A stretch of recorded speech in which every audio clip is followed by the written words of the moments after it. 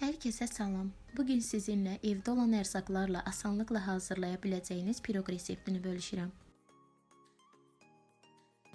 Bunun üçün 3 stəkan öncədən elədiyim unun üzərinə 200 qram yağ əlavə edib umaç hazırlayıram. Yağı soyuducudan çıxarıb rendənlili gözündən keçirdim. Hazırladığım umacdan yarım stəkan qədər kənarda ayırıram. Çəkərkən bu hissə kamera bağlı olduğu üçün düşməyib üzürlü sayın. Qeyd edim ki, kənarda ayırdığım umacı sonda piroqun üzərinə tökəcəm. Qarışımdan götürüb əlimizlə sıxırıq. Əgər dağılmırsa deməli umac hazırdır. Başqa bir qabda 1 stəkan qatığın üzərinə yarım çay qaşığı soda, yarım çay qaşığı qabartma tozu əlavə edib yaxşıca qarışdırıram. Kənarda 3-4 dəqiqə gözlədirəm. Umacın üzərinə 1 stəkan yarım şəkər tozu əlavə edib qarışdırıram.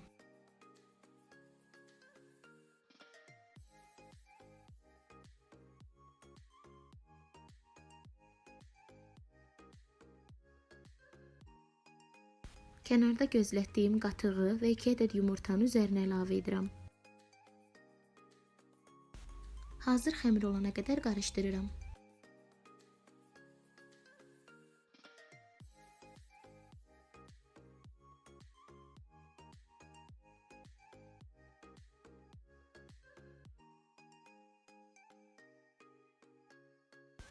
Sonda 1 paket şəkərli vanilya əlavə edib yenidən qarışdırıram.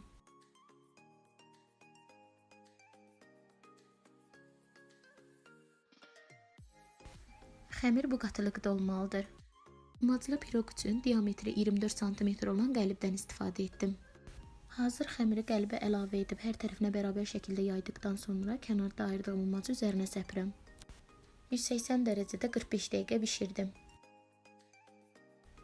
Asan, ətirli, üzəri xırçıltılı, içi isə yumşaq oldu.